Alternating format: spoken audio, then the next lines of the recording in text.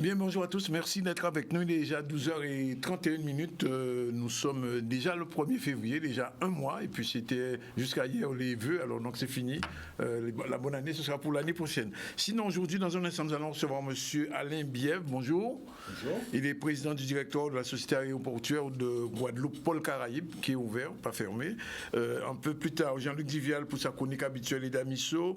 Karine Coquin viendra nous parler des influenceurs. Et puis en fin de journal, on va recevoir Nathan Luce, un auteur qui vient de publier un ouvrage qui s'appelle Le Vieux Nègre. On saura de quoi il s'agit. Voilà un peu pour le sommaire des invités. Pour l'information, c'est la conférence de presse de la Fédération du tourisme de proximité. On va savoir un peu pourquoi ils ont fait cette conférence de presse, mais vous imaginez, concours des pinceaux d'or, c'était ce week-end, et puis le Moule s'est donné des caméras de surveillance, et je ne sais pas trop tôt, puisque la semaine, il y a 15 jours au Moule, il y avait un incendie très important, et peut-être les caméras ont manqué. Voilà, merci d'être avec nous en direct de Guadeloupe, de Martinique, de la France, tous ceux qui nous regardent jusqu'à Mayotte et à la Réunion. Nous sommes avec vous pour 14 heures. Alors, je disais que nous recevons aujourd'hui Alain Bièvre, le président du directoire de la Société aéroportuaire de Guadeloupe, Pôle Caraïbes. C'était la semaine dernière une conférence de presse. L'aéroport a perdu un peu de sa clientèle. Je dis un peu parce que je suis gentil. Monsieur Bièvre va nous confirmer. En réalité, l'activité économique et à cause de la pandémie a beaucoup baissé, l'activité aéroportuaire aussi, d'où cette conférence de presse et aussi les mesures qui ont été prises. Alors, Alain Bièvre, il y a pratiquement un an, vous fêtiez le 2 millionième visiteur. Ça, maintenant, c'est du rêve, là, maintenant. Mais mieux, on faisait 2,5 millions. Je précise. On a fait 2 448 000. Oui. Et donc, on pensait qu'en 2020, nous allions dépasser le seuil des 2,5 millions. Oui. Et là, on arrive avec des résultats où c'est la moitié, finalement, du trafic de 2019. On a perdu la moitié de notre trafic à cause de la pandémie Covid-19. Et je me rappelle, quand vous étiez venu l'année dernière, on commençait à penser au 3 millionième. Oui, on se préparait, puisque l'année dernière, à la même période, nous avons lancé toute la communication sur l'extension du terminal T1. On avait un très beau film en image de synthèse, on voyait déjà la préfiguration de ces extensions. On prévoyait de doubler la superficie du terminal international pour arriver à une capacité d'au moins 3 millions de passagers par an. On préparait effectivement les 3 millions de passagers. Mais 3 millions, c'est le seuil maximum, on ne peut pas aller au-delà quand même. Alors, nous, nous sommes là pour accompagner la croissance du trafic, accompagner le développement économique de la Guadeloupe et accompagner son développement touristique. Il ne faut pas que l'aéroport soit un frein. Donc on ne fait pas un aéroport comme un musée, on ne fait pas un aéroport comme ça en disant qu'on fait un aéroport de 5 millions de passagers. On accompagne la croissance en espérant de faire des marches d'escalier assez adaptées et ajustées par rapport à la croissance du trafic. Donc quand on a construit Pôle Caraïbes il y a déjà plus de 20 ans, la capacité du bâtiment était de 2 millions de passagers. Et dès qu'on a senti qu'on allait dépasser 2 millions de passagers, on a construit le terminal régional. La capacité était de 2,5 millions. Et quand on arrive à 2,5 millions, on s'est dit on va agrandir le terminal T1 pour passer à 3 millions. Donc on essaie de suivre, je dirais, l'évolution du trafic en faisant jusqu'à combien au bon moment. Alors bien évidemment, nous avons fait une étude de capacité maximale du site par rapport à son foncier. On a 352 hectares, donc plus de superficie qu'à Ville-de-Pointe-à-Pitre. Et on sait que sur ce site-là, on peut aller jusqu'à 7 millions de passagers par an. On peut aller jusqu'à. Mais pas dit qu'on ira. Pas dit qu'on ira. La seule chose, c'est que si un jour on y est, il faut que nous, concessionnaires, soient capables d'accompagner cette croissance et que l'aéroport ne soit pas un frein à cette croissance. Ça, c'est clair. Ça, c'est notre mission première. Donc, c'est pour ça que chaque fois, on anticipe. On anticipait avec le terminal régional. Maintenant, on allait anticiper avec cette extension du terminal T1. Et pour l'instant, cette opération n'est pas abandonnée. Elle est simplement gelée. Donc, ça veut dire que le bâtiment qu'on voit aujourd'hui, il faudrait le multiplier par 2. Exactement. À l'extension, on avait choisi un cabinet d'architecture qui avait gardé le même design au niveau architectural. On avait rajouté un étage. Et effectivement, on rajoutait 20 000 m² à ce terminal qui fait à peu près 26 000 m². C'était presque un doublement de la superficie. Mais il y avait une grosse installation, entre guillemets, industrielle.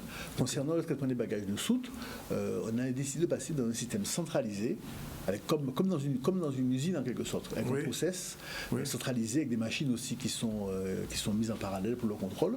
Donc tout le rez-de-chaussée de ce bâtiment, c'était cette installation industrielle et c'était que l'étage qui était utilisé pour transporter les passagers. Parce que la dernière fois que j'ai voyagé, en arrivant, j'étais embêté parce que j'ai perdu près d'une demi-heure pour avoir mes bagages. Voilà. Effectivement, donc ces nouvelles technologies étaient prévues dans cette extension. De même aussi qu'on allait développer tout ce qui est DBA, donc des postes bagages automatisés, BLS, mode libre service, et aussi ce qu'on appelle les safe gates. Vous savez, dans les aéroports maintenant, vous arrivez à l'embarquement, comme dans le métro, vous présentez votre carte d'embarquement, vous avez un tourniquet et vous rentrez. Donc toutes ces technologies aussi étaient prévues dans l'extension de ce terminal T1 pour qu'effectivement, superficie équivalente, peut-être qu'on ait fait plus que 3 millions de passagers dans ces 20 mètres carrés qu'on rajoutait. Mais alors, du point de vue de la sécurité aussi, on perdait beaucoup de temps. Oui, alors les contrôles sûreté, bon, c'est une obligation. Eux aussi se renforcent d'année en année. Il y a de nouvelles technologies aussi qui sont en place, donc sous ces équipements-là. Et là, on ne va pas attendre l'extension. Ces nouvelles technologies vont arriver, d'accord. Donc, notamment au niveau du contrôle des bagages à main. Actuellement, on vous demande d'enlever un certain nombre d'objets, tout cela. Donc, il y a des machines qui peuvent contrôler les bagages, même si on a laissé dedans l'ordinateur, même si on a laissé dedans les produits liquides des ordonnances pour les bébés et tout. Donc, on ne sera plus obligé de se défaire, d'enlever des choses, ça ira beaucoup plus vite. Donc justement, la Guadeloupe a été choisie comme site d'expérimentation par l'aviation civile pour ces nouvelles technologies, et elles seront en place avant l'extension. Donc il y a quand même de bonnes nouvelles malgré le contexte général. Oui, alors par ailleurs, puisqu'on parle de la pandémie, est-ce qu'à l'arrivée, parce qu'il y a longtemps que je n'ai pas voyagé, j'avoue que depuis un an, j'ai arrêté tous les voyages, qu'on arrive, comment on est contrôlé pour la fièvre, il y a un masque, comment ça se passe? Alors, donc, comment dirais-je, au niveau du dispositif, donc chacun a son rôle, bien évidemment. Donc l'aéroport, nous avons notre rôle. Et c'est vrai que c'est plutôt au départ que nous avons des missions qui sont les plus importantes, puisque le contrôle de l'accès aux aérogares, c'est nous, SAGPC, Société aéroportuaire. Donc on contrôle l'accès aux aérogares, on contrôle la distanciation, on vérifie que les passagers ont leur masque, et il y a des marques de distanciation dans les halls, et on régule aussi les flux pour que les passagers puissent être suffisamment éloignés. Donc ça, c'est notre rôle, je dis au départ. À l'arrivée, notre rôle est un peu moins important. Donc c'est essentiellement les autorités, c'est-à-dire la police, l'ARS, un peu la Croix-Rouge, qui font tous les contrôles à l'arrivée. Il n'y a pas d'appareil comme en Chine où déjà on peut... Alors non, nous avons quand même acheté ce type d'équipement, donc pour contrôler la température. À un moment donné, nous faisons le contrôle de la température à l'entrée de l'aérogare. Les compagnies ont l'obligation de le faire, donc elles le font au niveau du contrôle de leur fil d'attente, de l'enregistrement. Donc là, au niveau départ, c'est bien organisé. Au départ, c'était à nous, mais les compagnies le font directement, parce que l'obligation a été transférée. Maintenant, à l'arrivée, si effectivement l'État nous dit, l'ARS nous dit qu'il faut faire des contrôles de température à l'arrivée, nous sommes organisés pour, nous avons reçu du matériel, mais pour l'instant, ça fait partie des dispositions sanitaires. C'est le test PCR à 80%, qui est l'obligation sanitaire requise. Par contre, si un passager ne se sent pas bien à l'arrivée, nous avons aussi des procédures avec nos équipes sécurité incendie, en coordination avec le centre médical de l'aéroport, pour isoler un passager si à l'arrivée il ne se sent pas bien, par exemple, et qui montre des signes de Covid-19. Donc c'est ce qui est en place actuellement de notre côté au niveau arrivée, et nous avons notre centre de dépistage aussi Covid-19 à l'arrivée à l'aéroport. Je fais un petit round-up avec vous. Dans le cas de l'extension de l'aéroport, qu'est-ce qui est prévu pour le parking, par exemple? Alors le parking, pour l'instant... qui est déjà limite en ce moment. Non. Quand il y a des arrivées, quand il y a 2 avions... Alors, ce qui pose problème, c'est les délais pour sortir. Oui, voilà. Parce que malheureusement, comme il y a beaucoup de fraude, donc nous avons maintenant des barrières séries lourdes, donc ils prennent plus de temps à s'ouvrir, parce qu'ils étaient cassés tout le temps. Nous avons aussi des SAS. Donc tous ces dispositifs effectivement rallongent le délai de sortie à cause malheureusement des fraudes que nous avons. Donc nous avons aussi un système d'action de lutte contre ces différentes fraudes. Voilà. Qui sont essentiellement le fait aussi de certaines professions non agréées. Bref, je ne dirai pas plus. Mais en fait, en termes de capacité, nous avons effectivement des chiffres. Pour nous dire si un cycle qui est rentré dans le parking n'a pas trouvé de place. Donc ça, actuellement, il y a la place, mais la sortie peut être très longue, parce qu'effectivement, avec l'arrivée des passagers, les voitures viennent en même temps à la sortie. Il suffit qu'un passager n'ait pas payé son ticket, ça fait des queues, vous avez raison, donc on a ce petit souci. Maintenant, en termes d'extension, il n'est pas prévu d'agrandir ce parking, mais par contre, il est prévu, si vraiment un jour on n'a pas la superficie suffisante, il est prévu un peu comme à Deskeland de rajouter un étage. C'est comme ça qu'on a prévu d'augmenter la capacité de parking. Carrément, oui. Alors, parlons un peu de la pandémie et des conséquences négatives. Alors, la baisse du trafic, mais aussi, ça a des répercussions au niveau économique pour le Caraïbe. Oui, beaucoup de personnes oublient que l'aéroport, aujourd'hui, nous sommes une entreprise de droit privé. Nous sommes une société anonyme. Les journalistes le savent. Avec des actionnaires, voilà, mais vous le savez. Donc, je suis obligé encore de votre antenne pour dire cela. Nous sommes passés société de droit privé donc, en 2014. On a fait l'année dernière nos 5 ans. Et donc, en fait, nous n'avons pas de subvention, je dirais, de fonctionnement. Nous, quand on était CCI aussi, c'était pareil, on n'avait pas de subvention de fonctionnement. Sauf qu'on était sous le label, donc établissement public de l'État. Là, nous sommes une société de droit privé, même si nos actionnaires sont publics. Et donc, ce n'est que sur les programmes d'investissement où on a des subventions FEDER qui sont à un niveau qui est finalement très faible, hein, puisque ramené à l'intégralité du programme, nous sommes à 8% de subventions sur le programme qu'on avait, qui est un programme de 247 millions.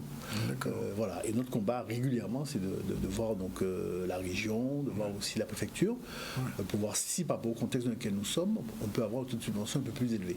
À titre d'illustration, en Martinique, par exemple, leur aéroport est subventionné à hauteur de 40% en matière d'investissement. Et les collectivités ont fait des lettres de confort à l'actionnaire, enfin au gestionnaire de l'aéroport, si jamais ils n'arrivaient pas à conduire le plan d'investissement intérieur, qu'ils abonderaient ce taux de subvention. Donc il y aura une petite erreur. Alors, la Martinique, c'est 28%, pardon, par contre la Réunion est à 40%. La Réunion. Là, nous sommes actuellement à 8%, ramené de 257 millions. C'est un message que vous envoyez aux politiques, là? Oui, qu'on ne cesse d'envoyer aux politiques. Ils n'ont pas atteint, alors. Mais si, mais vous savez, le problème qu'il y a, c'est que chaque région a ses priorités. C'est qu'en Guadeloupe, on a la problématique de l'eau, il n'y a pas Martinique, il n'y a pas la Réunion. Donc beaucoup de fonds sont consommés par ces problématiques-là. Donc moi, je ne suis pas là pour critiquer. En tout cas, mon rôle, c'est de demander, encore plus maintenant, puisque l'aéroport a quand même beaucoup souffert. On a mis quelques chiffres sur la table de la conférence de presse. Hein. Pour nous, la pandémie, c'est quand même 20 millions d'euros de chiffre d'affaires en moins, c'est 15 millions de trésorerie, et nous avons augmenté notre endettement de 33 millions. Donc il est clair que le plan de financement qu'on avait des investissements, après cette perte de richesse, n'est plus le même. Et donc on est très ouvert à tout ce qui peut nous être apporté, notamment au niveau donc, du prochain plan. Au niveau de l'Europe, parce que j'étais venu à une conférence de presse, je me souviens, il y avait tout un dispositif qui était prévu quand même. Oui, on a fait une grande conférence de presse. C'est pas le plus gros chèque, mais le plus gros contrat que j'ai signé de ma vie. C'était un contrat d'un prêt de 60 millions. Mais c'est un prêt. Exactement. Un prêt, ça se rembourse. C'est pas des subventions. Quand on dit BEI, Europe, c'est un prêt. C'est une banque qui offre des conditions un peu plus intéressantes que les banques privées. Mais c'est tout. Mais c'est quand même un prêt qu'il faut rembourser. C'est pas de la subvention. Quel est le lien, bon il existe, mais quel est le lien réel entre l'aéroport, le pôle Caraïbes et, j'ose même pas dire le CTIG, le tourisme guadeloupéen? Comment vous fonctionnez nous sommes partenaires et je crois que depuis plusieurs années maintenant, on travaille vraiment la main dans la main. Et c'est ce qui a expliqué les très bons résultats qu'on a eus ces dernières années et qui seraient encore beaucoup plus visibles, je dirais, à partir de la mise en place de la société aéroportuaire. C'est vrai qu'avec l'équipe de direction du CTIG, même si leur cadre juridique a changé, on a toujours eu des liens très étroits. On a des conventions aussi qu'on signe chaque année avec eux pour aller sous des salons ensemble, mutualiser les frais, aller voir les compagnies aériennes ensemble. Alors qu'avant, il y a peut-être une dizaine d'années, chacun allait de son côté, alors que maintenant, on a mis nos forces ensemble et je pense que ça explique les bons résultats qu'on a eus. Les bons résultats qu'on a eus sur le développement, par exemple, sur les États-Unis, sur le Canada, l'arrivée des low cost, vous voyez. Tout ça, ça va être actif. Et Belgium aussi, bien évidemment. Tout ça, on a commencé, entre guillemets, à chasser en meute, vous voyez. On a chassé chacun de son côté, à chasser en meute. C'est vrai que nous, on arrive avec des dispositions favorables. Quand une compagnie nouvelle arrive avec une nouvelle destination, elle a des réductions tarifaires très importantes, qui peuvent aller jusqu'à 75% les premières années. Et le CTIG, lui, arrive avec ses budgets de promotion. Et bien, tout ça ensemble, on arrive à cibler des compagnies aériennes, et c'est un peu l'alchimie qui s'est produite entre 2014 et 2019. Et donc nous, on attend que ça, que les choses aillent mieux, pour reprendre le bâton de pèlerin et continuer à apporter une clientèle touristique nouvelle à la Guadeloupe. Au niveau caribéen, comment on se situe? En caribéen, on n'a pas vérifié depuis un certain temps. Bon, avant la crise, on était 9e. Voilà. 9e plateforme. Dans l'ensemble de la Caraïbe. Y compris les grandes îles, je vis. Oui. Voilà. Dans les petites îles, on est quoi? Il y a Juliana qui est un petit peu avant. Non, on est devant Juliana. On est devant Juliana en ce moment. Bien sûr. Parce qu'à un moment, ils étaient. On a toujours été devant Juliana. D'accord. Non. On est bien positionné. On n'a pas revérifié. Et Barbade. Barbade aussi, me semble. Ils étaient à 2 millions, dernière vérification. Non. Alors, ils ont une grosse clientèle touristique. Plus importante que la nôtre. Par contre, la population locale, il y a un pouvoir d'achat qui n'est pas le même qu'en Guadeloupe. La population locale va être beaucoup moins. C'est-à-dire que si on devait compter que les touristes, c'est vrai qu'on ne serait pas à la deuxième place. Les aéroports qui vont touristique ont beaucoup plus de passagers que nous. Mais comme on a cette clientèle locale qui voyage elle aussi, ça fait qu'on a quand même un volume de passagers un peu plus important. Oui, et c'est une destination, quand même, pendant longtemps on disait que la destination Guadeloupe, Martinique, Guyane probablement, permettait à Air France de renflouer ses caisses. Moi j'ai connu toute l'histoire d'Air France, j'étais aussi étudiant, il fallait commencer à économiser dès janvier pour voir si on pouvait partir. À l'époque, on payait le billet d'avion. Je parle des choses qui se passaient il y a 30 ans quand même, même plus que ça, 40 ans que je 40 ans déjà. Mais si on payait le billet d'avion 1 200 € il y a 40 ans. 1200 euros, 1200 euros. Ça veut dire pour près de 7000 francs. Maintenant, c'est le prix du billet haute saison, je dirais. Okay. 40 ans après. Oui, effectivement. D'accord. Si vous mettez l'inflation. C'était l'époque du monopole en France. Aurait dû être multiplié par 3 ou par 4 si vous connaissez l'inflation. Voilà. Donc aujourd'hui, les compagnies ont fait de gros efforts, y compris la compagnie Air France, en termes de productivité, de qualité.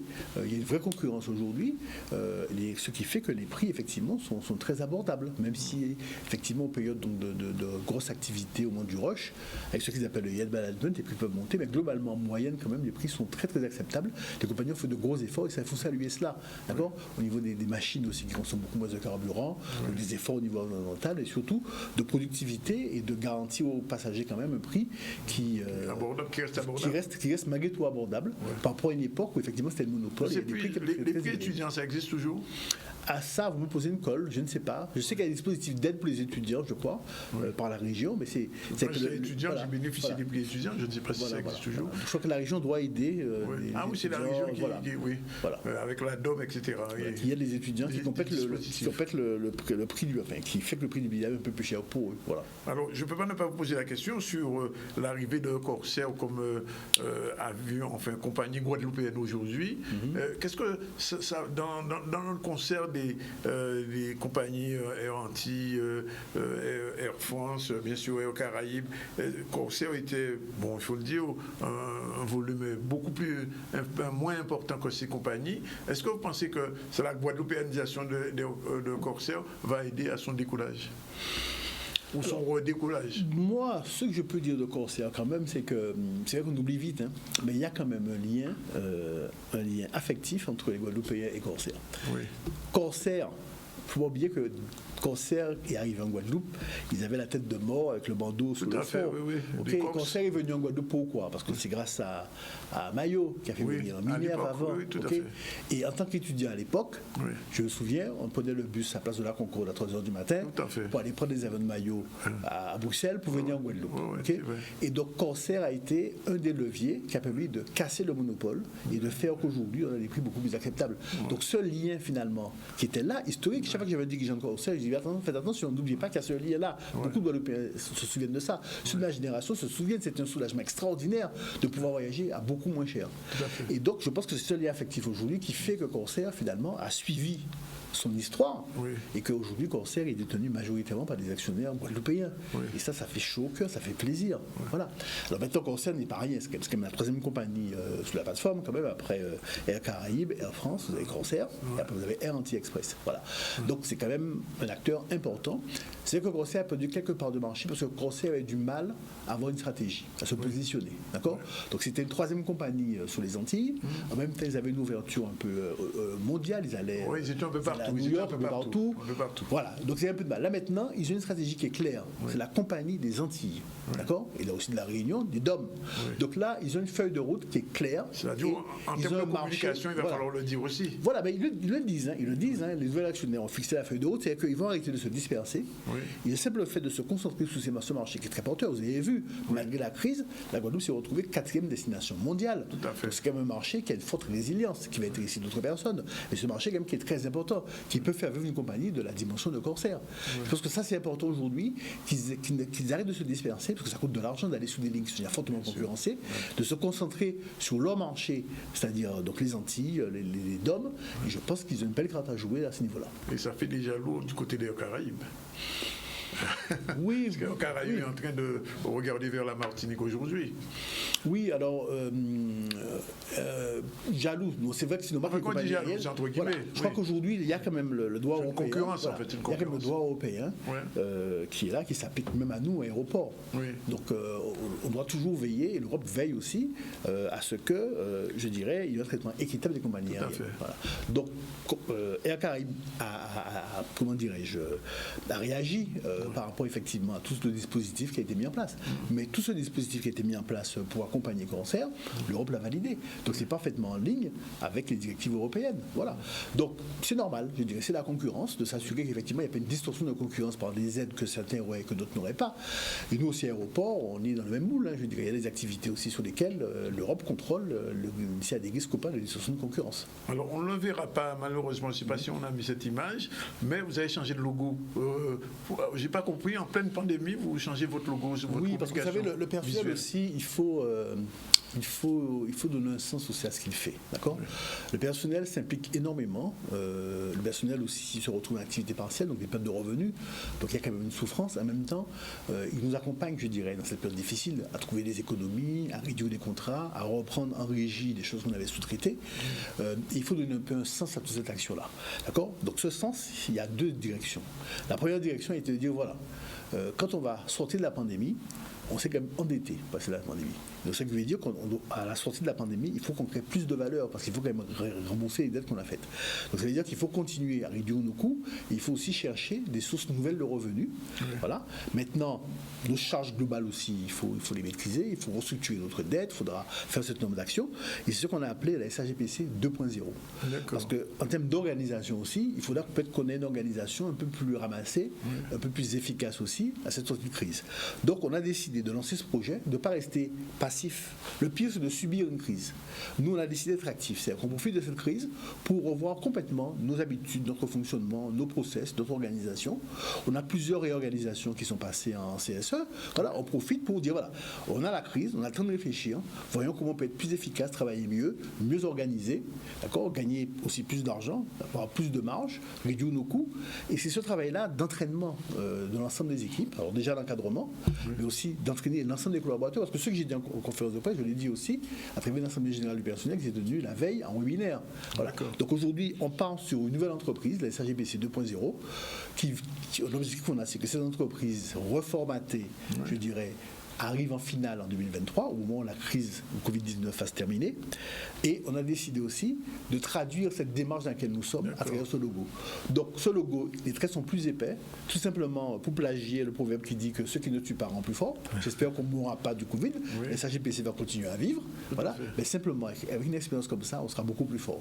Donc les traits du logo sont plus forts. Et l'orange, c'est la couleur de notre plan d'action Vigilance Covid.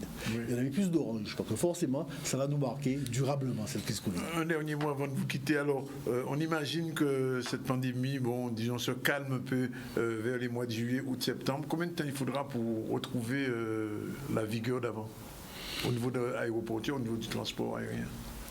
Alors, comment dirais-je, nous sommes prêts. Si demain matin le trafic repart au niveau nominal, ça repart. C'est pas un problème. Nous, en 24 heures, on ouvre les réseaux robinets, il n'y a aucun problème. D'organisation, de mobilisation et tout cela. Donc c'est pas ça le souci. Le vrai souci aujourd'hui est de se dire, dans le contexte où nous sommes aujourd'hui, comment on va sortir dans le système actuel, enfin dans les mesures actuelles sanitaires. Qu'est-ce qui va permettre au gouvernement de les alléger? Aujourd'hui, la seule chose que moi je vois, c'est le vaccin. Et peut-être le passeport sanitaire. La seule chose que je vois. Et pour l'instant, on est quand même sur des horizons qui sont plutôt deuxième semestre 2021. Voilà. Donc c'est qu'il faut qu'on tienne encore 6 mois. On a déjà tenu 9 mois et demi depuis avril. Et là, il faut qu'on tienne encore 6 mois. Et c'est vrai que c'est difficile. Mais je crois que la santé quand même de la population, des Guadeloupéens, c'est un facteur important. C'est un sacrifice qu'il faut faire parce que c'est pas que le business, que l'activité. Il faut faire des efforts. On comprend les mesures prises par le gouvernement, en espérant aussi qu'il mettra des mesures d'accompagnement des entreprises, pas que nous, les entreprises du secteur touristique aussi souffrent beaucoup, pour qu'on passe cette nouvelle période qui va peut-être durer 6 mois, voire un peu plus, dans les meilleures conditions possibles. Les mesures qui avaient été mises en place dans la première phase, vous savez, on a terminé à la fin de l'année avec une trésorerie équivalente à celle qu'on avait avant la crise.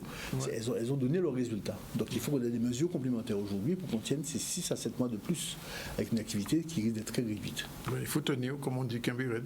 Exactement. Ok, merci en tout cas d'être venu. Merci. Il est déjà 12h55. On prend la première pause. On se retrouve tout à l'heure pour développer le journal et puis pour la suite et la fin du ZTL. Là tout de suite. Voilà, nous sommes de retour sur le plateau du ZCL et on va recevoir Jean-Luc Divial pour sa chronique hebdo. Bonjour Jean-Luc, au TEP. Thème beauté, bonjour Daniel, bonjour à tous nos téléspectateurs et téléspectatrices. Et auditeurs aussi. Et auditeurs. Et je voulais faire un bonjour tout spécial à M. Rémi Mondé, donc tonton qui nous regarde. Voilà. D'accord, Rémi Mondé, accordéoniste. Voilà, qui nous regarde régulièrement. Il nous regarde, peut-être comme ça. Régulièrement le ZCL. Ah d'accord, mais salut Rémi. Il est en train de déjeuner. Donc il est dans quelle région en ce moment? Alors, il est au Gosier. Au Gosier. D'accord. Ouais. Ah ouais, j'étais aussi instrumenteur, c'est-à-dire que quand il y avait il faisait la sono, c'était un sonorisateur aussi. Oui, sonorisateur. Il en fait toujours? Non, il a arrêté ça. En capacité de. D'accord. Ok, ben Rémi, salut. Alors, de quoi on parlera aujourd'hui? Alors, aujourd'hui, nous allons faire quand même un hommage à nos frotteuses et frotteurs traditionnels. Et je vais, à travers cet exemple, démontrer qu'en fait, que c'est un savoir qui remonte à plusieurs siècles, dont ils sont détenteurs. Et c'est bien quand même qu'ils puissent préserver cette tradition. On y revient dans un instant. Pour l'heure, on va revenir à l'actualité. L'actualité, c'est bien sûr il faut le dire, les motifs impérieux qui ont été déclarés par le gouvernement français il y a 48 heures. Et donc, pour la filière touristique, c'est encore un mauvais coup. On l'a entendu tout à l'heure avec le directeur de l'aéroport de Paul Caraïbes. Et pour la fédération, ils ont fait une conférence de presse pour dire un peu leurs sentiments, puisqu'on a le sentiment pour eux de leur côté que ça pacaille du tout, puisqu'ils comptaient sur un second bond après les fêtes de fin d'année et pour le carnaval, pays ni carnaval, et donc le tourisme est encore à la ramasse. Olivier Moradel était à la conférence de presse, on regarde son reportage.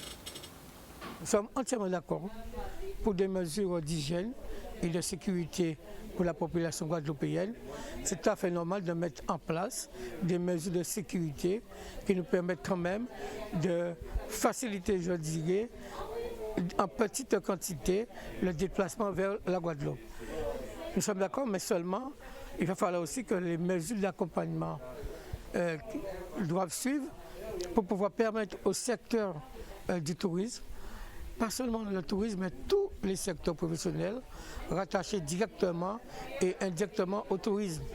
Et c'est pour cela que nous sommes réunis, pour que nous puissions demander au service de l'État, demander au préfet, parce que nous l'avons bien compris, dans l'intervention du préfet, on peut déjà dire que cette année encore, la saison touristique, elle est pratiquement finie. C'est absolument la catastrophe. Là, on se retrouve avec une deuxième saison touristique ratée. Nous sommes extrêmement inquiets là aujourd'hui. Les propriétaires sont en désarroi total et nous ne savons pas comment nous allons donc continuer à pérenniser nos activités. C'est l'inquiétude. Aujourd'hui, nous avons des charges fixes qui continuent à courir. Nous avions eu cette petite lueur d'espoir en fin d'année avec une clientèle qui revenait. Aujourd'hui, coup de massue, nous ne savons pas comment nous allons pouvoir continuer donc nos activités. Donc c'est la grande réflexion et le désarroi total pour l'ensemble des propriétaires que nous sommes. La semaine dernière, nous avons reçu Madame Vincent, qui est responsable du tourisme à la région, et avec elle, on disait déjà qu'il va falloir repenser le tourisme guadeloupéen, le tourisme de masse et de masse. Les deux, ça a un genre difficile pour continuer en l'arrêt de là ça. Et c'est pour ça donc une véritable réflexion sur quel tourisme pour la Guadeloupe, mais au niveau mondial la question se pose aussi, puisque l'Office mondial du tourisme aussi concert aujourd'hui est en train d'impliquer ses mandants, un peu tout le monde, donner le là en disant qu'il va falloir penser un tourisme durable. Qu'est-ce que le tourisme durable? Ce sera l'occasion d'un débat ici, un de ces jours. On continue notre parcours dans l'information, concours des pinceaux d'or, et cette fois-ci nous sommes aux Abîmes, les Abîmes qui a donné l'occasion à des jeunes justement de pouvoir s'exprimer avec pinceau sur la direction d'un peintre très connu, je vais parler d'Antoine Nabajot. Reportage, Olivier Moradel, on regarde. C'est un concours de peinture que la ville des Abîmes organise parce que l'objectif pour nous, c'est de donner un peu d'oxygène à la culture aux Abîmes, puisque depuis un certain temps, nous sommes en sommeil là. Et il fallait respecter les gestes barrières, mais en même temps donner une chance à la peinture. Donc nous avons organisé ce concours à Taonaba, au pôle accueil, dans un espace où les gens peuvent respirer à l'air libre. Et chaque peintre a un chapiteau à lui seul. Et donc le jury passera plus tard pour récupérer les œuvres qui sont anonymes et qui portent seulement un numéro. Donc c'est quelque chose qui est fait dans les règles de l'art, et je veux dire dans le respect des gestes barrières, pour permettre aux peintres de s'exprimer. Et là, nous avons pensé aux peintres que nous nous sommes dit qu'ils sont bien isolés, encore plus que d'habitude. Et là, ce concours leur permettra de s'exprimer dans un espace idéal. Ce qui m'a poussé à participer à ce concours, c'est que comme j'aime beaucoup dessiner, et ça fait depuis longtemps que je dessine souvent à la maison, et je me suis dit pourquoi pas. Ça permet aux gens de s'exprimer sur la peinture et de montrer leur capacité à créer. J'espère surtout que la ville des Abîmes va pérenniser l'action. Donc mon rôle aujourd'hui, c'est d'apporter ma petite pierre à l'édifice et d'accompagner le projet. Ce genre de manifestation aide à développer des arts plastiques en Guadeloupe. Et plus il y en a, plus ce sera intéressant. Donc c'est pour cela que je suis vraiment partisan à ce genre de manifestation. Et je les invite à continuer de ce sens-là. Dans mon dessin, j'ai mis, je ne sais pas si vous voyez, mais c'est là où il y a les noms, juste ici, où c'est écrit le nom des esclaves qu'il y avait avant en Guadeloupe. J'ai dessiné aussi mon collège, Alexandre Isaac, qui est juste là. Antoine Nabajotte est bien choisi.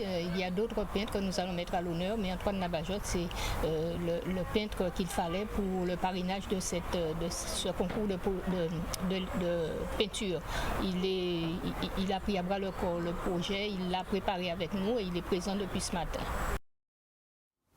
Voilà, 13h09, on va venir à notre chronique hebdomadaire habituelle avec Jean-Luc. Alors Jean-Luc, tu disais tout à l'heure qu'on va faire un petit focus sur les fauteurs, les magnétiseurs.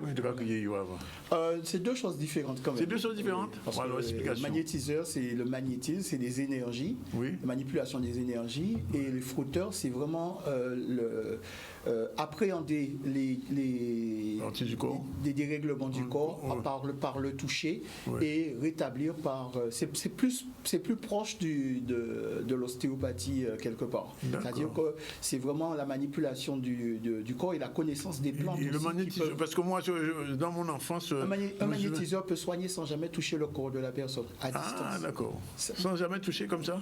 Par l'énergie. Par l'énergie. Et c'est ce qu'on les appelle aussi magnétiseurs. En France, on les appelle les rebouteux. Les rebouteux, ils peuvent aussi faire des manipulations du corps, mais certains ne touchent pas le corps. D'accord. Voilà. Donc on est magnétiste, donc c'est ça. C'est le magnétisme. Et souvent, ils replacent les énergies. Voilà. Bon, alors, fauteur, on y va. Alors, on va commencer par l'image. On peut commencer avec le film. Donc voilà, je voulais rendre hommage aux frotteuses, et ce geste, j'ai vu ma mère l'accomplir, c'est-à-dire une fois un enfant qu'on lui avait amené, un nouveau-né qui régurgitait le lait, et à qui on avait administré des médicaments, et les parents s'y refusaient. Et donc j'ai vu ma mère prendre ce petit être dans ses bras, dans ses mains, le manipuler délicatement, et puis après ces quelques gestes, elle l'a rendu à ses parents, et l'enfant n'a plus jamais régurgité le lait, il n'a jamais vomi. Voilà. Et donc c'est un savoir qui est très très ancien. Je voulais justement rendre hommage à toutes ces femmes et à toutes et à tous ces hommes qui aujourd'hui sont en capacité, parce qu'ils détiennent un savoir ancestral. Ça a été transmis de génération en génération. Souvent de mère en fille, de père en fils. Oui. Alors si on va du côté de l'Égypte, vous allez voir ici, on représente le médecin du roi Djoser de la 5e dynastie, c'est celui qui a fait la pyramide à degrés. Oui. Ensuite ici, si vous allez en Égypte, au temple de Komombo, vous verrez cette inscription gravée dans la pierre. et elle représente tous les instruments de médecine et de chirurgie de l'époque, dont le stéthoscope binaural. Oui. Et puis les bistouris, les pinces, vous voyez que tout est déjà présent. Il y a ce qu'il faut aussi pour faire les ventouses. Donc, à l'époque, ça englobe tout un certain nombre d'éléments. L'enseignement de la médecine en Égypte se fait dans les temples, parce que les temples sont des universités. Et donc, voilà un texte, justement, qui concerne les instructions concernant le diagnostic d'une lésion de la moelle épinière. Alors, c'est le fameux papyrus de Smith, le 431, titre et examen, et je compte sur vous pour nous lire, faire lecture du texte. La philosophie de la période pharaonique. Non, le texte en hiéroglyphe. Le lien en hiéroglyphe, ça viendra. Ça viendra. Non, mais on avait prévu le coup, vous allez voir, on a apporté la traduction, vous allez voir. Alors, effectivement, c'est un texte qui nous est rapporté par Théophile Obenga dans son ouvrage La philosophie de la période pharaonique de 2780 à 330 avant notre ère aux éditions L'Harmattan. Et nous allons découvrir en fait ce texte-là. Voilà. Si tu examines un homme ayant une luxation dans une vertèbre de son cou, et si tu trouves qu'il n'a plus le contrôle de ses deux bras et de ses deux jambes à cause de cela, alors que son phallus est en érection à cause de cela et que l'urine tombe de son membre, sans qu'il en ait conscience, sa chair d'autre part a reçu de l'air et ses yeux sont remplis de sang, c'est une luxation d'une vertèbre de son cou, s'étendant jusqu'à sa colonne vertébrale, qui est la cause qu'il n'a plus le contrôle de ses deux bras et de ses deux jambes. Et si c'est la vertèbre du milieu de son cou qui est luxée, c'est une émission de sperme qui survient de son membre. Donc, il y a un vrai diagnostic qui est enseigné, la façon de diagnostiquer la rupture les problèmes de moelle épinière, parce que c'est de ça dont il est question ici. Et vous voyez qu'ils savent très précisément que chaque vertèbre, la luxation de chaque vertèbre entraîne des complications et qu'à observer l'individu, on peut déjà savoir quel point toucher, quel point manipuler pour rétablir l'équilibre, si c'est encore possible. Et ça, c'est quand même à l'époque égyptienne déjà. Oui, bien sûr. Bien sûr. Donc, ça, c'est l'Égypte. Oui, parce que j'ai lu un ouvrage sur la médecine égyptienne. On a le sentiment, le docteur Quadro, qui était venu ici, on a le sentiment que l'Europe n'a rien inventé. Non, mais bon, de toute façon, nous sommes dans une continuité. Hein. L'humanité est dans sa continuité, il y a des réformes, mais c'est la même base que nous utilisons dès le départ. Et vous voyez que c'est comme si on entendait un ancien parler. Voilà. Alors, je profite pour faire l'origine du nom du plexus solaire en Ouchikam, puisqu'on l'appelle chez nous le bouquet. Vous voyez que dans le dictionnaire créole français de Ralph Ludwig, Daniel Montbrand, Hector Poulet, on dit que bouquet, c'est l'arbre de vie, le bouquet. D'accord? Et on dit tini moun qui ka kwe a dans l'estomac à chaque moun ni on bitin yu ka crier bouquet. Là ou bien merci bouquet à douette, là ou malade ou pas sous forcé, bouchette out penché. Mais là, on dit moun kakwe, donc c'est traduit par une notion de superstition. Mais c'est parce que nous avons perdu le lien avec tout cela au niveau de l'ancestralité. Et par contre, ça n'empêche pas qu'on retrouve notre chemin. Là, les deux questions auxquelles ne répondent pas cette définition, c'est pourquoi cette partie du corps humain s'appelle le boutier. Voilà. Et donc, la sémantaxe, c'est l'outil qui va nous aider, puisque c'est la logique interne par laquelle nous lions les idées aux mots. Elle repose sur la façon dont les individus observent leur réalité et la traduisent en mots et en phrases. Elle est donc spécifique, elle ne disparaît jamais. Donc, c'est ça qui va nous expliquer pourquoi, à un moment donné de leur histoire, eh bien, les êtres humains sont arrivés à nommer cette partie qui s'appelle l'épigastre, à la désigner par le terme bouquet. Voilà. Et donc, la logique interne par laquelle l'homme lit les idées aux mots fait que cette partie épigastre, eh bien, à un certain moment, l'homme s'est interrogé en se demandant, mais à quoi cela ressemble? À quoi peut-elle être comparée? Et donc, il faut voir l'image suivante pour comprendre. Voilà un cliché qui est intéressant puisqu'il fait figurer tout à la fois le corps, la peau et le squelette. Et on voit bien qu'il y a un point commun, c'est-à-dire que toutes les côtes se rassemblent au même endroit. Donc, à quoi ressemble cette partie du corps? Eh bien, c'est un lieu de rassemblement, le lieu où s'unissent, où se regroupent les côtes. Et il y a un autre élément qui symbolise ça, c'est le lieu de rassemblement. vous savez, c'est là vous liez un groupe de fleurs, eh bien, le lieu où s'unissent, où se regroupent les côtes, vues comme les tiges de fleurs. Voilà comment nos ancêtres ont traduit cela pour désigner l'unité de la Haute et de la Basse-Égypte. Vous voyez tous ces liens. Faites attention, vous allez voir qu'au bout, il y a toujours des fleurs. Oui. Voilà, donc ça veut dire que les mots pour dire liés sont des homophones, des mots pour désigner la fleur, et aussi cet objet que vous voyez au milieu là, qui ressemble à un petit vase. Mais vous allez voir, en réalité, c'est une forme stylisée d'un organe de l'être humain. Et on pourrait presque dire que ceci ressemble carrément à ce que nous avons vu tout à l'heure au niveau du squelette de l'être humain. Alors on va passer à l'image suivante et vous allez voir quelle est la correspondance qu'on peut avoir. Ici encore, vous allez graver sur les temples cette même image de l'alliance éthiopienne, donc le poumon lié par des liens qui sont tirés de droite à gauche par des divinités. Et au bout, vous avez toujours cette fleur. Et maintenant, on va vérifier, parce qu'il y a une façon de vérifier pour être sûr de notre fait. Et donc, on va revoir tous ces éléments. Alors, ce fameux poumon, vous allez voir que c'est translittéré sémas ou séma ou séma. D'accord? C'est le mot pour désigner le poumon. C'est un homophone de l'organe, d'accord? Et du vautour, du rapace. Et vous allez voir que c'est cette même racine qu'on retrouve en bas, ça pour dire la fleur. Sem. En kondimé, zom. En anglais, blossom. Et vous avez une autre racine qui est furu, c'est le nom de la fleur. Firi, c'est le nom de la fleur. Fulere, en mianka, c'est le nom de la fleur. Et regardez bien, en mapundungung, on dira furon pour dire la tige. Donc vous voyez qu'on est dans le lexique de la botanique, de la fleur, et vous allez voir que ceci nous amène vers un autre concept. Nous disons souvent que quand les mots sont abstraits, eh bien on utilise des homophones. Et voyez ce poumon. Fou, souffler, foufou, souffler, fourou, poumon. Donc le mot pour dire la fleur, fourou, c'est le mot pour dire le poumon. Fourou, fourou tout. Et c'est le mot qui a donné aussi fureur, le guide, d'accord? Le mot aussi pharaon, le guide, le leader du pays. Donc ensuite, on va continuer pour voir que cette racine qu'on a eue tout à l'heure, séma, c'est le mot, c'est un homophone du mot embrasser, souma en songhai, sémé en jamse pour dire serré, sama tiré à soi, c'est bien ce que font les deux personnages que nous avons vus tout à l'heure. Donc origine du mot zama qui est le lien pour rassembler, pour attacher les cannes, pour marrer paquet-can. Bon, vous avez connu ça. Bien sûr. Et donc, conclusion.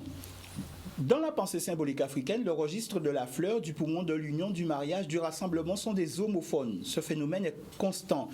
Quand l'Africain perd la mémoire de son lexique ancestral, c'est la sémantaxe qui le conduit à solliciter le nom de la fleur, du bouquet, dans le lexique français, pour désigner le plexus solaire, l'épigastre. Voilà. Et donc, conclusion des conclusions, qui ne va pas tarder à arriver. Nos frotteuses traditionnelles sont les héritières d'un savoir extrêmement ancien. C'est par elles que la relation entre le registre de la fleur et de l'épigastre s'est répandue. Sachons ici leur rendre hommage et les remercier d'avoir perpétué ce précieux savoir. Bien, merci pour vous. Merci aussi Jean-Luc. Il est déjà 13h20. On prend la deuxième pause et on se retrouve tout à l'heure avec Karine Coquin pour sa chronique autour de la com. C'est tout de suite après la pub.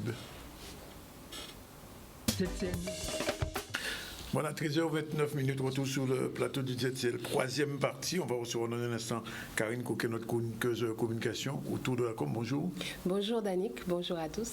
Ça va? Ça va, merci. Bien. Et on va recevoir un vieux nègre tout à l'heure, Nathan Luce avec cet ouvrage. Nathan Luce qui a produit cet ouvrage Clin d'œil pas étoile, c'est écrit sur son t-shirt, édition Jazo. On va en parler dans un instant. Et puis, bien sûr, l'actualité. Et aussi, il ne faudra pas oublier le FEMI, puisque la 25e édition du FEMI, Festival régional et international du cinéma de Guadeloupe, s'est clôturé ce week-end. Le palmarès, je vais le donner, c'est le prix du meilleur court-métrage, encore Victor Timounard, qui avait déjà gagné un concours, on se souvient, au Cinestar il y a quelques semaines.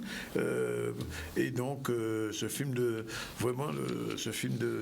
Foy, comment il s'appelle, Nelson Foy, vraiment remporte tous les suffrages. Et, ils sont deux comme ça d'ailleurs. Il y a un autre film qui s'appelle Mortenol aussi. C'est deux courts-métrages, vraiment, ils sont top. Ça veut dire que le cinéma guadeloupéen, non seulement il émerge, mais il émerge en qualité, et ça, il faut le signaler.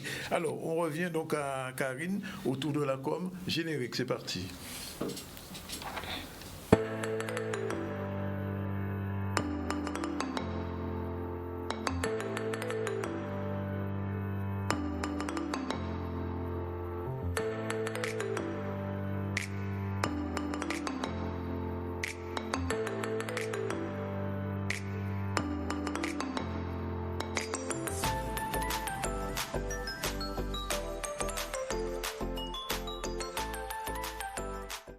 Alors, je rappelle que nous sommes en Facebook Live, n'est-ce pas, Karine? Oui, bien sûr, tout à fait. Nous sommes à la pointe de la technologie. Toujours. Alors, aujourd'hui, Karine, de quoi tu vas nous parler? Eh bien, je vais vous parler des influenceurs, de qui ils sont et c'est quoi ça, influenceur? C'est pas moi. C'est quoi? de leur importance dans la communication 2.0. Oui, ah bon. Donc, la communication 2.0, déjà... Qu'est-ce que c'est la communication 2.0? Voilà, bien, c'est en fait l'ère du web qui a suivi ses débuts. Donc, c'est cette ère dans laquelle nous baignons un petit peu tous en ce moment, c'est-à-dire l'ère des réseaux sociaux et de la création de contenu par les utilisateurs. Voilà, donc c'est un web beaucoup plus interactif que le premier web que nous avons connu. Bien sûr. Alors, les influenceurs, ils participent à la communication, mais alors comment? Eh bien, les influenceurs, ils sont à l'origine de ce qu'on appelle le marketing d'influence, qui est utilisé par les entreprises pour booster la vente de leurs produits. Voilà. Alors, d'une manière générale, ces influenceurs sont souvent des influenceuses? Oui, il y a des influenceuses, il y a des influenceurs, mais en fait, ce qu'il faut surtout noter, c'est qu'ici aux Antilles, c'est un métier ou plutôt une activité très peu connue, très mal monétisée parfois. Elle est mal monétisée ici? Voilà, elle est mal monétisée parce qu'elle est peu connue. En fait, c'est comme la plupart des nouveaux métiers, c'est un métier qui émerge et puis finalement, je vais dire quoi. Voilà, donc du coup, la population, quel écho qu'elle a des influenceurs et influenceuses, c'est généralement des échos assez négatifs, puisqu'à chaque fois qu'elle entend parler d'influence ou d'influenceurs, c'est dans des phénomènes de bad buzz. Alors justement, c'est quoi le bad buzz? Eh bien, un bad buzz, c'est une mauvaise réputation. C'est une mauvaise réputation d'une entité sur la toile qui découle bien souvent soit d'un produit, d'un mauvais produit, un produit périmé, ou un avis consommateur dont le témoignage aurait eu un effet viral et donc qui aurait eu un impact négatif sur l'entité en question. Ça veut dire qu'une fake news peut faire un bad buzz? Oui, une fake news peut faire un bad buzz, mais en général, une news fait un buzz.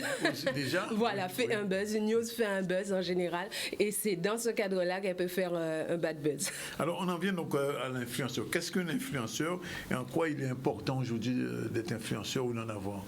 Eh bien, un influenceur sera, en général, à 60%, quelqu'un qui a une communauté importante, donc entre 1000 followers et 50 000 followers. Ça va au-delà, quelquefois même. Comment? Ça va au-delà même. Hein, oui, ça va au-delà. Mais 1 million quelquefois. Oui, bien sûr. Mais en tout cas, 40% ont entre 82%, pardon, ont entre 1000 et 50 000 followers, et 60% d'entre eux ont entre 19 ans et 30 ans. Oui. Mais bien sûr, ça n'exclut pas le fait qu'on ait des influenceurs, chez nous notamment, qui ne respectent pas forcément ce cadre-là. Je veux dire, qui sont au-delà, soit qui ont la quarantaine, la cinquantaine. Même de par le monde, on a des influenceurs qui ont la soixantaine. Et en ça fait, fonctionne? Oui, mais bien sûr, en fait, on ne s'improvise pas influenceur, on l'est ou on ne l'est pas. Oui. Donc, si on porte ce titre-là, c'est bien souvent parce qu'il y a une communauté qui suit. Oui. Et l'influenceur est quelque part une vitrine, c'est ça? Voilà, donc l'influenceur, il va impacter sa communauté via plusieurs facteurs. Donc, soit en donnant son avis sur un produit. Bon, en général, comme on l'a vu dans le précédent slide, l'influenceur donne son avis sur un petit peu tout, sur, comme on dit, le lifestyle, quoi. Donc, c'est des modes de vie. Mode de vie quotidien. Voilà, ça peut être un choix vestimentaire, un choix alimentaire, etc. Maquillage, voilà, souvent, maquillage, souvent, exactement, beaucoup de cosmétiques, coiffure, etc. Et en fait, il va influencer son public via des avis sur le produit, via son expérience du produit ou via de la publicité qu'il va faire et qui va permettre aux entreprises d'avoir à travers ces supports qui sont visibles, qui sont beaucoup plus visibles que la plupart, que d'autres supports d'ailleurs, qui sont visibles ou qui ont une forte audience ou qui permettent donc plus d'impact sur la cible de l'entreprise. Alors, il y a quand même des risques à ce niveau-là. Oui, tout à fait. Ben, autant pour l'influenceur qui est un personnage public et donc qui affiche une partie, tout ou partie de sa vie sur les réseaux sociaux, donc de sa vie qui devient publique, que pour l'entreprise qui fera appel à un influenceur pour pouvoir promouvoir sa marque ou ses produits, parce que bien souvent, cette entreprise-là, si elle a mal géré son partenariat et les termes du partenariat avec l'influenceur, bien ça peut lui porter préjudice. Oui. Alors, globalement, qu'est-ce qu'on peut retenir de tout ça pour les gens qui ne savent pas? Eh bien, ce que l'on peut retenir, c'est que l'influenceur, il est très important pour cette communication, le nouveau mode de communication dans lequel nous sommes et dans le nouveau web, parce que finalement, nous sommes sous l'influence, que nous en soyons conscients ou pas, d'énormément d'avis, des modèles que nous suivons sur Internet. D'accord? Donc, du coup, il est opportun pour nous d'utiliser ce phénomène-là afin de pouvoir, pourquoi pas, changer ou transmettre des idées, des valeurs et des idéaux. Pourquoi pas, par exemple, une communication plus saine, des comportements plus responsables, des comportements plus citoyens, etc. Voilà. Donc, aujourd'hui, l'influenceur, il est à l'aise avec sa communication en public et via l'Internet. Il devient donc un outil incontournable pour toucher une cible importante. Oui. Voilà. C'est un vrai métier. Alors, je voulais juste poser deux petites questions de détail quand même. Quel outil utilisé par l'influenceur? YouTube, le net, WhatsApp, Telegram, que j'affectionne, ou alors rien du tout? Non, c'est sûrement pas rien. En tout cas, l'influenceur utilise majoritairement les outils des réseaux sociaux, donc prioritairement Instagram. Voilà, prioritairement Instagram. On a environ 8% qui sont sur Facebook. D'ailleurs, là, sur le slide, on peut voir Tricia Evie. Moi, je l'ai placée en tant qu'influenceuse par rapport à, à l'influence positive qu'elle a sur sa communauté. On peut voir positive et importante concernant notamment notre responsabilité sur le manger local et nos choix alimentaires. Voilà. Donc, l'influenceur choisira certes des réseaux sociaux pour communiquer. Alors, Instagram, tu as dit. Oui, Instagram prioritairement. Pas YouTube, parce qu'on parle de youtubeurs aussi. Oui, il y a énormément de youtubeurs, mais au niveau de l'influence réellement, puisque un youtubeur, c'est encore un autre titre, on va dire, c'est encore une autre activité, mais l'influenceur principalement aura beaucoup plus d'influence sur les réseaux sociaux, sur le réseau Instagram que sur le réseau Facebook par exemple, mais il est intéressant de voir et de comparer les influenceurs professionnels qui maîtrisent leur activité et qui utilisent également un site internet ainsi que d'autres supports connexes pour pouvoir diffuser et rayonner parfaitement sur la toile. Corinne, la prochaine chronique sera sur quoi?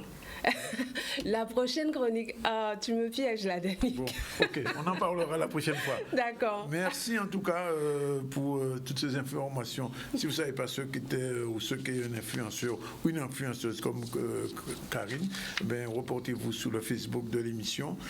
Et on passe à autre chose tout de suite. Nathan Nuss, bonjour, merci d'être avec nous. Merci. Alors, en général, vous avez sorti un bouquin qui s'appelle Le Vieux Nègre. En général, en quelque part, ils sont vieux nègres. Alors, quand ça, ils ont vieux nègre. En vieux nègre, c'est un bouquin qui est mauvaise manière, c'est un bouquin authentique. On peut dire ça aussi. Oui. C'est généralement un bouquin, c'est un bouquin c'est un bouquin un peu dans la délinquance, c'est un bouquin, voilà. Ouais. C'est pas un bouquin positif, alors? Ben, ça peut être positif parce que toujours n'y a pas partie de positif dans ça, tout le monde. Parce que, il y a dit, pas fait vieux nègre pour moi. Oui, c'est vrai. Après, il y a un bitin qui a fait aussi, c'est qu'à longtemps, par exemple, le monde qui a joué tambour, il était considéré comme des vieux nègres. Des vieux nègres, tamboula, c'était un vieux nègre. C'est tamboula qui était un vieux nègre. C'était un vieux nègre.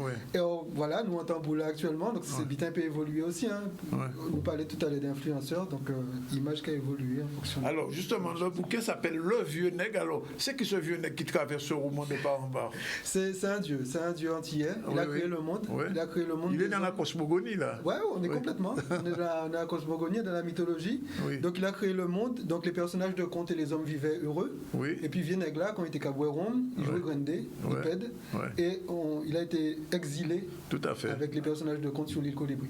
Alors, ce qui est particulier aussi à ce roman, c'est que chaque partie de l'histoire est titrée avec un proverbe.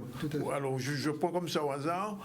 Ça, la monde qui dit, moi, j'en fais esprit, mais j'ai vraiment pas esprit. Marco pas caché. Non, mais en l'ayant tombé, on fait ça, on tombé. Alors, ça veut dire, là, on met ça pour le monde qui va de Marco pas caché. Ça veut dire espionner, pas fatiguer. Oui, pas fatigué. Oui, tirer, on a planté lentilles. Ben oui, c'est. Et ça, l'argent qu'a fait chien danser. On va dire ça là. L'argent qu'a fait chien danser. Avec de l'argent, on obtient tout. On obtient tout avec de l'argent, surtout dans notre monde, en règle générale. Alors, ce roman, j'ai apprécié parce qu'en fait, ça permet, tout en étant en français, de traverser un peu, il faut le dire, notre langue naturelle et de retrouver. Alors, comment? Alors, c'est en fonction des écrits que les proverbes sont. Est-ce que les proverbes ont été faits avant ou les chapitres? Ou comment ça s'est passé? Parce que là, c'est vraiment particulier. Oui, c'est vraiment. L'histoire est continue. Oui, l'histoire est continue, mais elle est rythmée par. Elle est rythmée par les proverbes, en effet. Par exemple, on prend l'exemple de Mita en moins. Souvent, c'est spontané, donc il y a une vraie adhésion, c'est-à-dire le chapitre incluait automatiquement le proverbe. Et parfois, le proverbe est venu après. Oui. Et le titre alors? Le titre, alors c'est quelque chose qui est très important pour moi, c'est que, bon, la langue créole, c'est notre langue. Nous avons les créoles, c'est ma langue d'âme. J'aime aussi le français, parce que c'est la langue que j'ai apprise. Et on a cette double force linguistique. Et je tenais justement, c'est pour ça que je ne l'ai pas appelé le vieux nègre, je tenais vraiment à ce qu'on ait cette double dimension qui nous donne encore plus de pouvoir par rapport à d'autres cultures. Alors, autre chose que j'ai remarqué, c'est que le livre, bon, c'est un récit, mais en fait, il tire beaucoup sur le conte, parce que Compès en bas, on le retrouve là, Lapin, on le retrouve aussi. Alors, c'est un mix entre notre réalité de conte et cette réalité, j'ai envie de dire, littéraire, fictive, en fait. C'est une double fiction, en fait. C'est une double fiction. L'idée, c'était vraiment qu'on convoque les personnages de contes de notre vie. Qu'ils soient confrontés à nos difficultés et que c'est aussi un rappel aux sources, c'est un rappel à se souvenir de ce qui a fait notre essence. Il ne faut pas nous oublier, c'est bien ça. Il ne faut pas nous oublier, c'est bien ça, ça fait partie des forces en nous. En tout cas, c'est un bon roman et qu'il faut lire. Alors, deux petits mots quand même, Nathan Nuss, parce que j'ai vu, mais non, parce que j'ai vu journaliste, coach, footballeur, écrivain, peintre, slammer et scénariste. Vous étiez au dernier FEMI, au jury. Comment vous avez trouvé les films? Géniaux. J'en ai parlé tout à l'heure. Vous avez à juste titre parlé de Timounao. Ce film m'a marqué. Vraiment, j'ai trouvé que c'était bien filmé. J'ai trouvé que c'était. Et l'histoire est dense quand même. L'histoire est dense et il y a des valeurs dans l'histoire. Vraiment, ça m'a touché. Je pense que la force du cinéma, comme la force d'une émission ou d'un livre, c'est l'émotion que ça suscite. Et moi, il m'a vraiment bluffé. Il mérite amplement son titre. Il y a eu d'autres films comme Lovena. Vous parliez de Mortenol qui n'était pas dans la sélection. C'est génial aussi. Et des documentaires. fascinant. Alors, la dernière remarque que je vais faire, c'est que ce film a été écrit, ce livre-là, ça a été écrit comme un scénario. Ça veut dire que ce vieux nègre pourrait devenir demain un film. Parce que ce sont un personnage qui pourrait être intéressant dans un film, ça. Alors, pour ne rien vous cacher, je l'ai fait en pièce de théâtre. Ah, c'était assez confidentiel. Hein. On l'a fait avec Arnel à l'époque. Oui. On l'a fait en pièce de théâtre. Le livre est sorti et j'espère en faire un film. Après, ça dépend. Ça se sent. Dans l'écriture, on le sent réellement. Nathan, signature bientôt? Oui, le 6 février à la librairie de Deskeland, entre 16 et 20 heures. Oui. Ce sera un moment d'échange aussi avec les... Dernière chose quand même, il faut le dire. Vous avez le t-shirt pas étoile. L'explication pour les gens qui ne savent pas. C'est-à-dire qu'il faut pas se fier aux apparences. Oui. Et tout ce qui brille n'est pas de l'or. Tout ce qui brille n'est pas de l'or. Tout ce qui brille n'est pas d'or. Tout à fait, exactement ça. Merci d'être venu. Merci à vous. Je rappelle donc sortie de cet ouvrage d'édition Jazo à Lyon, absolument. Et puis on attendra le film. Merci beaucoup. Merci beaucoup. Merci d'être venu. Il est déjà 13h45. On retourne à l'actualité. Ne bougez pas encore, on attend. Surveillance des caméras au moule. Alors vous savez que maintenant dans les villes françaises, un peu partout, c'est les caméras qui veillent tout le temps. Le cas dit Makou Pakacho, mais voilà, les caméras sont au moule et la mère du moule a tenu à inaugurer ça devant la caméra d'Olivier Félix. On regarde le reportage. De vidéosurveillance date au moins de 3 ans. Mais il fallait monter un dossier, chercher les financements, et puis après revoir le dossier. Et aujourd'hui, donc le marché a été attribué. Et aujourd'hui, nous sommes venus voir un petit peu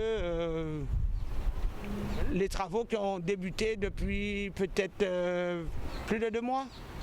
Et ce n'est pas terminé, mais je suis fier parce que la commune du Moule, souvent, on me demandait pourquoi il n'y a pas de vidéosurveillance et je suis fier et contente que la commune du Moule a commencé ce travail qui n'est pas terminé, qui se terminera sous peu. La philosophie justement de ce projet vidéoprotection, c'est de nous permettre d'être un peu plus efficients, avoir la capacité justement de savoir ce qui se passe sur le territoire et ainsi nous permettre d'être réactifs à bien des égards, surtout aussi après avec la possibilité justement d'appréhender les personnes qui auraient commis des méfaits sur le territoire. Nous avons déterminé des points dans notre bourg pour pouvoir mettre la vidéosurveillance. Alors ça a pris du temps, mais nous avons commencé aujourd'hui, c'est une réunion de travail, c'est-à-dire voir comment l'entreprise a commencé et nous sommes venus aujourd'hui voir comment cela se passe. Mais le travail n'est pas terminé. Mais je suis contente parce que cela fait 3 ans que nous avons monté ce dossier. Voilà, c'est pratiquement fini pour aujourd'hui. Je rappelle donc quand même ce palmarès de la 26e édition du FEMI. Timounard de Nelson Foy, prix du meilleur court-métrage. On en a parlé, vous ne l'avez pas encore vu, mais dépêchez-vous, je crois qu'il est encore sur Canal+, semble-t-il. Prix du meilleur documentaire, Breaking the Cycle de Michael Galoff. Je n'ai pas vu ce film, vous l'avez vu? Il est bien? Très bon film aussi. Sur les femmes battues. Ouais. Ah oui, c'est vrai, il m'en a parlé quand il est venu ici. Alors, parrainé par le conseil départemental, le prix du meilleur documentaire décerné par un jury composé de la réalisatrice Fabienne Orin-Chomeau, du professeur audiovisuel de BTS à Pointe-Noire, Stéphane Texier, et du journaliste RCI Guadeloupe, Nathan Luce, qui est avec nous et qu'on a eu le plaisir de recevoir. En tout cas, ce sont des films à voir ou à revoir si vous n'avez pas encore vu. Et je rappelle que dans les semaines qui viennent, il y aura un nouveau festival consacré au cinéma noir. Si je ne me trompe pas, je vais regarder ça et on en reparlera. Voilà, il est 13h48. Je rappelle qu'en début du ZCL, on a reçu Alain Bièvre, le président du directoire de la société aéroportuaire de Paul Caraïbes. Il nous a dit les difficultés actuelles du transport aérien. L'aéroport de la Guadeloupe maintient le cap quand même. Jean-Luc Divial, notre chroniqueur habituel et d'Amisson, nous a parlé des fauteurs, l'origine ancestrale et égyptienne de cette pratique chez nous. Avec Corinne Couquet, on a fait un tour de la com, on a parlé des influenceurs, puis on a reçu Nathan Luce, auteur de cet ouvrage, Le Vieux Nègre. La semaine prochaine, on parlera des contes du chemin Roche de Louis Zou qu'on va recevoir aussi. Voilà, c'est fini pour aujourd'hui. La réalisation était assurée par Yann. On se retrouve demain à partir de 2h30 pour une nouvelle édition du ZCL. Merci d'être avec nous.